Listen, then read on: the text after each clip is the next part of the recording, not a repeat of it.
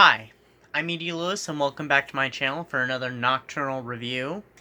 Before we get started, please follow me on Instagram, Twitter, Bookbub, Goodreads, and Wattpad. I have all those. Of course, on Wattpad you can read some of my writings, including a preview to my novel, as well as some of my short stories and some poetry. Please also like the Facebook page, the official Facebook page of my book, The Curse of Ridge House, which, if you're interested in The Curse of Ridge House, my novel, it is currently on sale right now through the 24th on Amazon Kindle for only 99 cents, just the Kindle edition, and then the price will fluctuate and it'll go on sale for $1.99 until the 28th, I think. So, currently on sale for 99 cents. I'm so sorry, I disconnected the internet from my tablet, so I didn't get any notifications right in the middle of the video. Currently on sale for 99 cents, and on the 25th it will go up to $1.99, still on sale. It's also available in paperback as well.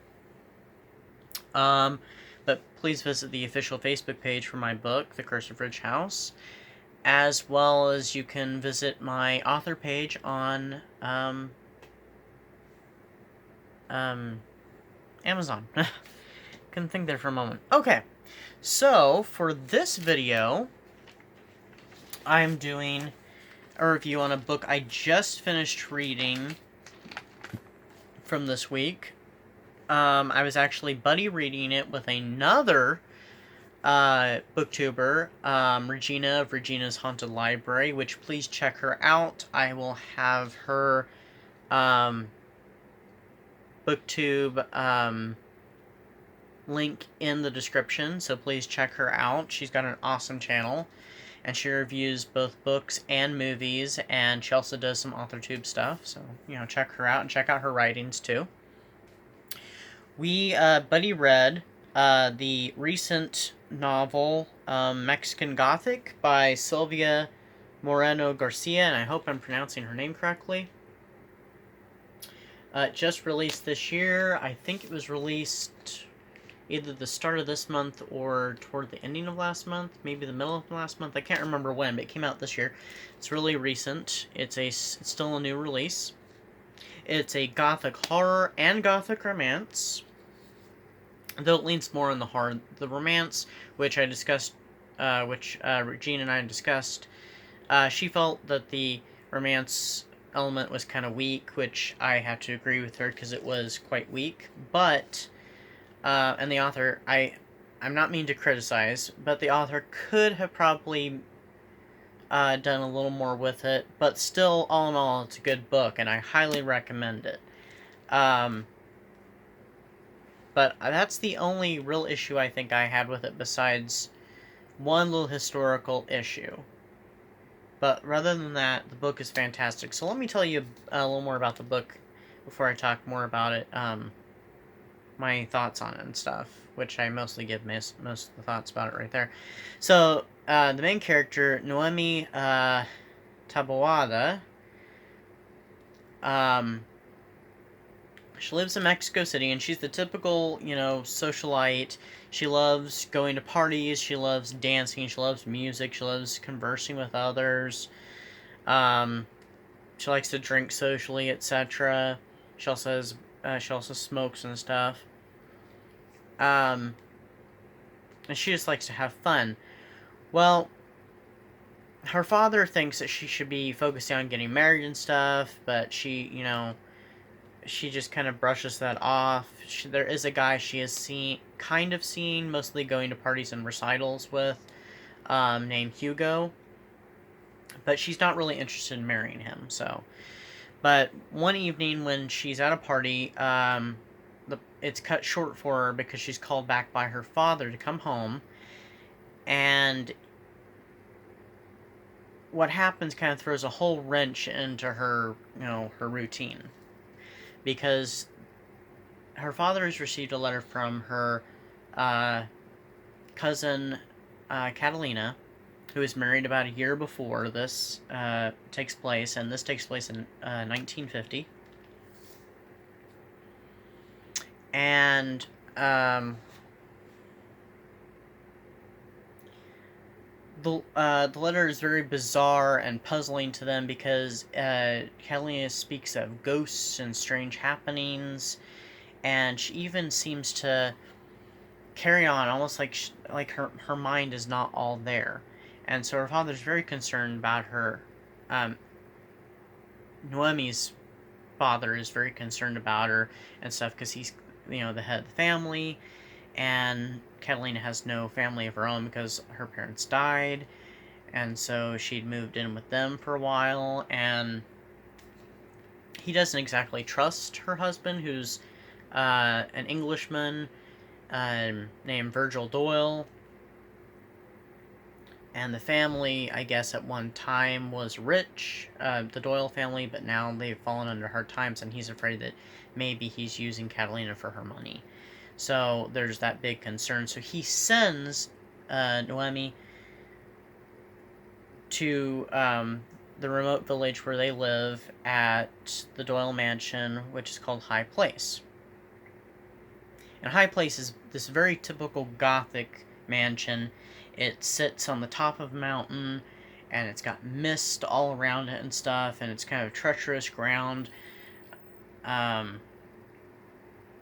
a lot of decay, there's mold in the house, it's very dark, there's not, any electricity, hardly, only, a small generator that, mostly just, works the refrigerator and some of the lights in the hall.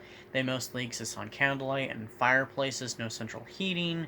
It's like a whole new world for, Noemi. And it's very, very dark, very mysterious, and it's just a place of decay and despair. And she's entering into this world pretty much unprepared. So, I kind of went off my little script here, but,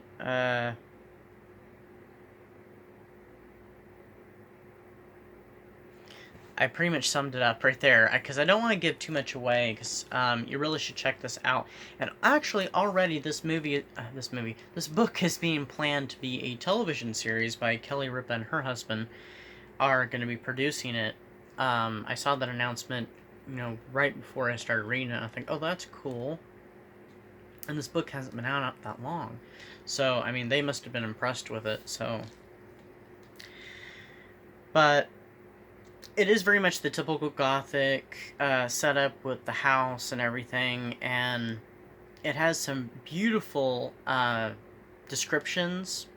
So I highly recommend you check out this book. It is very frightening. I don't want to tell you much more than that, but there is a love interest for Noemi, and it's a character named Francis, who I really liked the character, and I kind of feel like there could have been a little more done with him and stuff. But like I said, the descriptions were awesome. This book went places I was not expecting. I was expecting something entirely different. Even reading it, even halfway through, I was still expecting it to be completely different than where it was going in the last half. It was just so bizarre at times. So, I mean, I'd highly recommend it if you're a fan of, Shirley Jackson, Daphne du Maurier, and Edgar Allan Poe. Yeah, this is for you, because at times it made me think of My Cousin Rachel by Daphne du Maurier. It kind of made me think a little bit of Nine Coaches Waiting by Mary Stewart. I thought of The House of Usher because some of the details in it and the way the house is.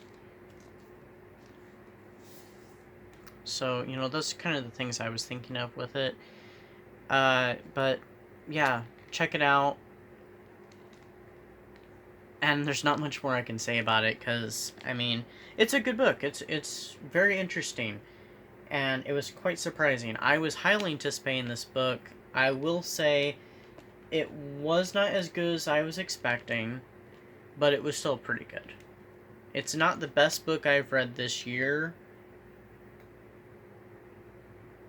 And I don't read many current books. I read more older books, but I've read at least 3 books that are from this year, and they've all been Gothics, because this year seems to be kind of a spike in Gothic, so hopefully Gothic literature's coming back. I mean, it never fully went away, but hopefully there's kind of a little bit of a spike there, and if this book does well, you know, maybe it'll inspire others. And I've written, you know, my book came out this year too, and I know some other authors that I know have had at least one book come out this year, and they've been Gothic, so, you know. Check out this book, Mexican Gothic. I highly recommend it. It is an interesting, entertaining read, bit of a page turner, so, I mean, couldn't say much more than that. So, you know, check it out. And that's really all I have for you today, so keep safe and wear your masks, keep social distancing, be kind to others and courteous and understanding to one another, and Black Lives Matter, and, you know, show your support. That's all I've got for you, so I'm going to say good evening and bye-bye.